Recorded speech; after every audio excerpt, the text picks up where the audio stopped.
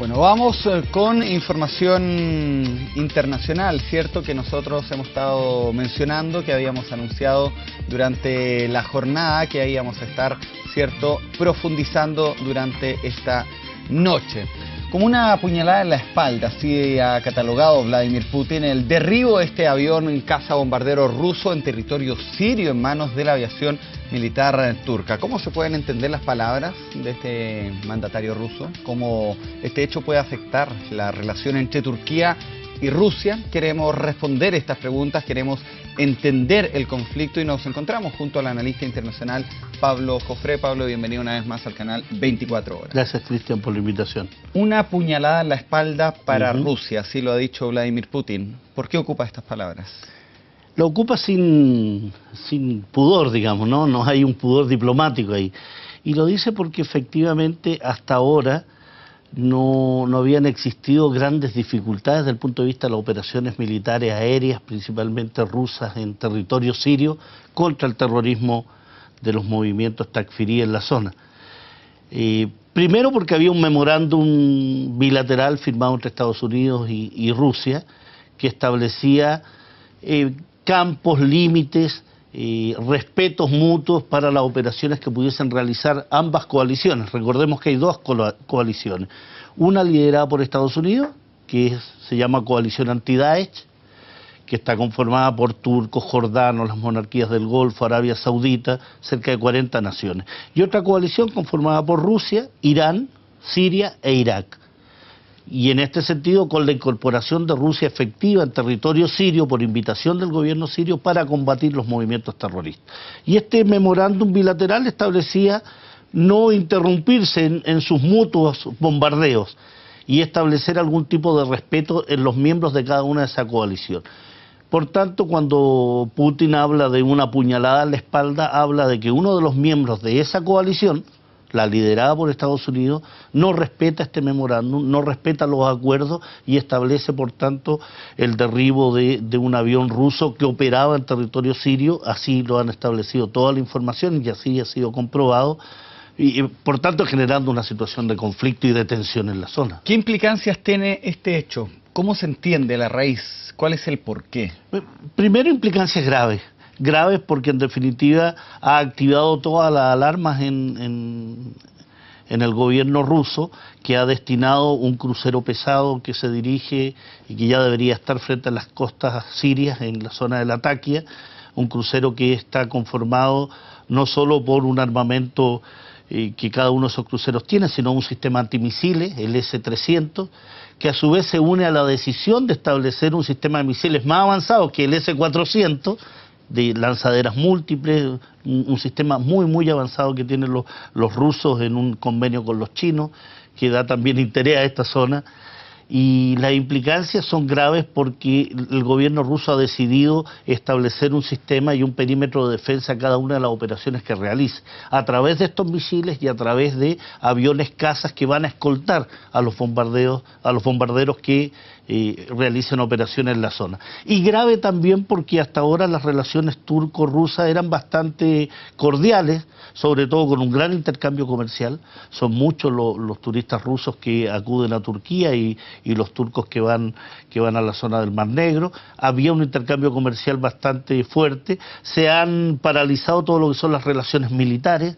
Y al mismo tiempo, cuando hablamos de graves implicancias, es porque en definitiva aquí ya los rusos han decidido establecer una serie de operaciones militares y derribar cualquier objeto o cualquier amenaza que implique peligro para sus fuerzas. A ver, yo no entiendo algo porque se supone que Rusia por una parte y Turquía por la otra están realizando bombardeos en Siria para derrocar al Estado Islámico. Claro. Entonces, o Daesh.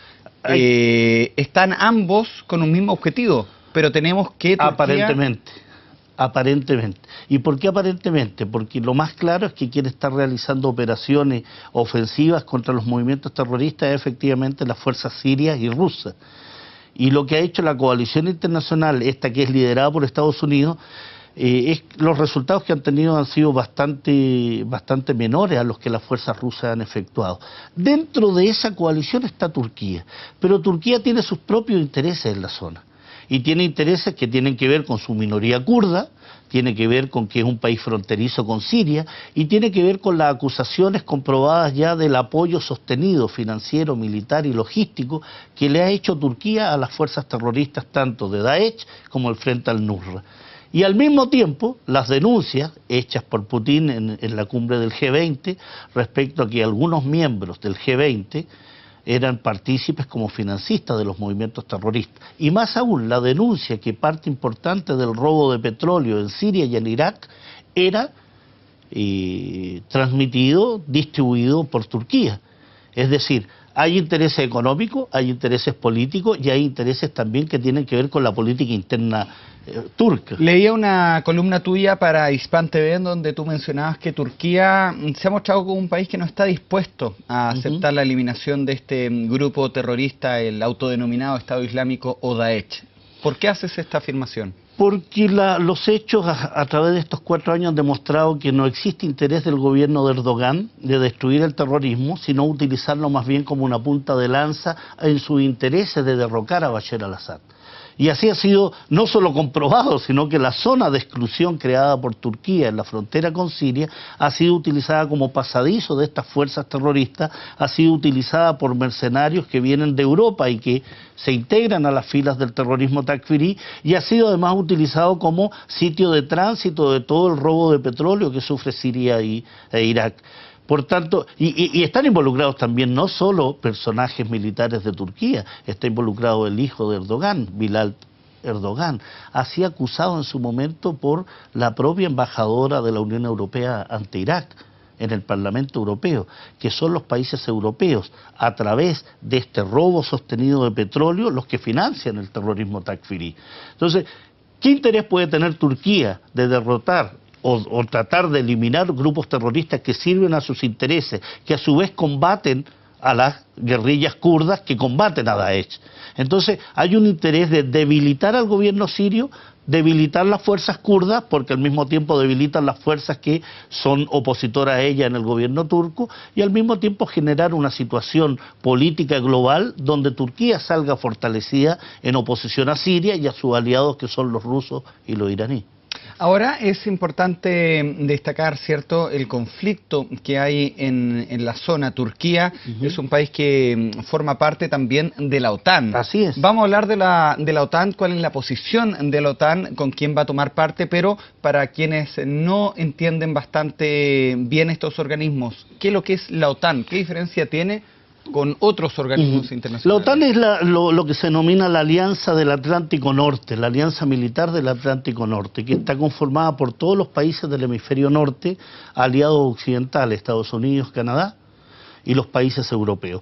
Y fue creada en su momento durante la Guerra Fría, y opositor a ello fue el desaparecido ya Pacto de Varsovia, que era del bloque socialista. Claro, ¿no? La OTAN se crea y se suma a Estados Unidos para hacerle frente al bloque soviético. Desaparece el bloque soviético, pero la OTAN continúa, su sede radica en Europa, es una alianza militar, es una alianza muy poderosa que ha avanzado hacia el este, que ha avanzado hacia las fronteras mismas de Rusia. Polonia, Lituania, Letonia, Ucrania quiere ser miembro de la OTAN y que ha significado estos conflictos y estas tensiones que se viven actualmente en el sudeste ucraniano. La OTAN significa el aparato militar de las potencias occidentales, de la Unión Europea y de Estados Unidos.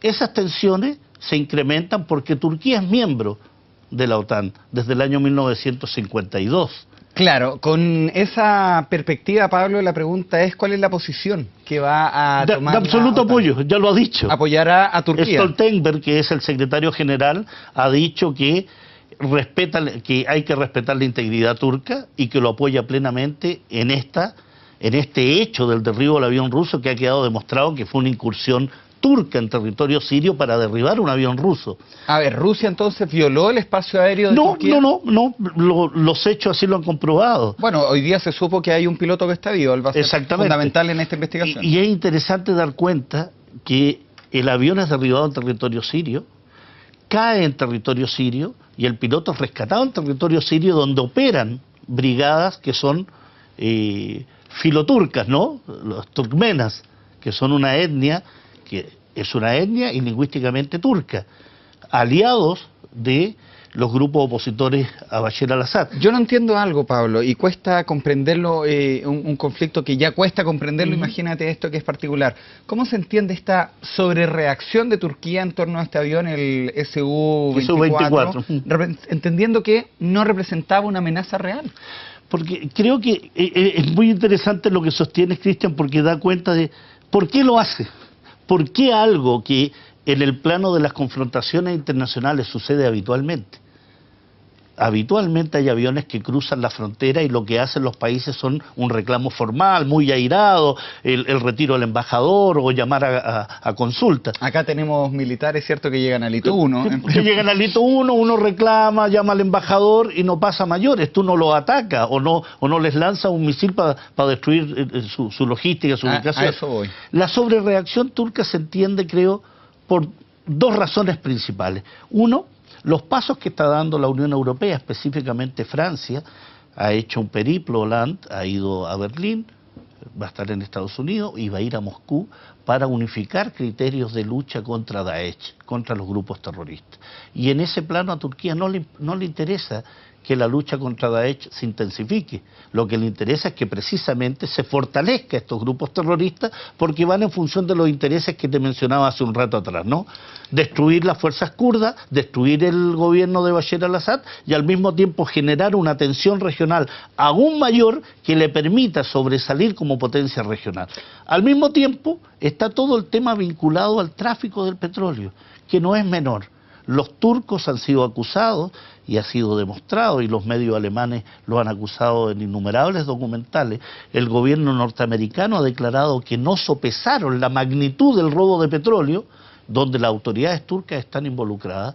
Y te lo repito, el hijo de Erdogan, Bilal Erdogan, ha sido uno de los principales beneficiarios del tráfico del contrabando de petróleo, el contrabando de petróleo por parte de Daesh.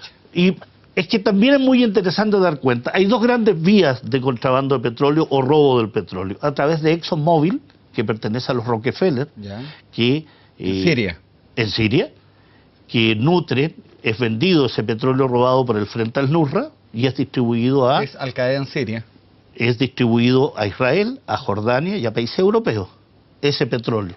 Y otro que es la compañía Aramco, que son una compañía de capitales norteamericanos y saudí, que Daesh vende ese petróleo. Es decir, vemos involucrados multinacionales, el gobierno turco, un eje conformado por políticos y militares de la zona que se benefician de esta guerra.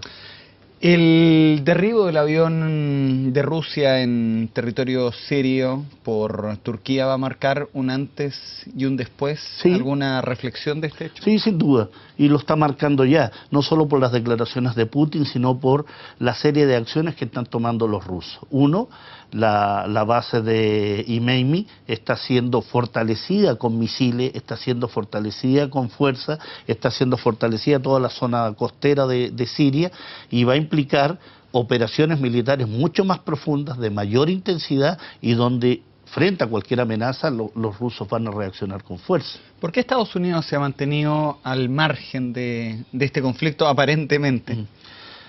Creo que se mantiene al margen porque Turquía es un hijo un tanto díscolo, ¿no? No es un hijo que se pueda mantener quieto y que le puedan decir a Erdogan, Recep, quédate tranquilo, estamos tratando de ver de qué forma combatimos el terrorismo en la zona y de qué forma tú te ves fortalecido también. No, Turquía tiene su propia política interna y externa, y cuesta mucho a las potencias occidentales, y le ha costado mucho a lo largo de la historia de relaciones, sobre todo después de la Segunda Guerra Mundial, establecer relaciones con los turcos sin que se escapen de alguna forma. Lo vimos en la invasión a Chipre, cuando fue dividida la isla en virtud de la invasión turca del año 74, lo hemos visto en virtud de la rebelión kurda y que significó un verdadero genocidio de población kurda, y que sin embargo sigue manteniéndose como miembro de la OTAN, sigue manteniéndose como aspirante a la Unión Europea y sigue teniendo todos los privilegios que significa esto.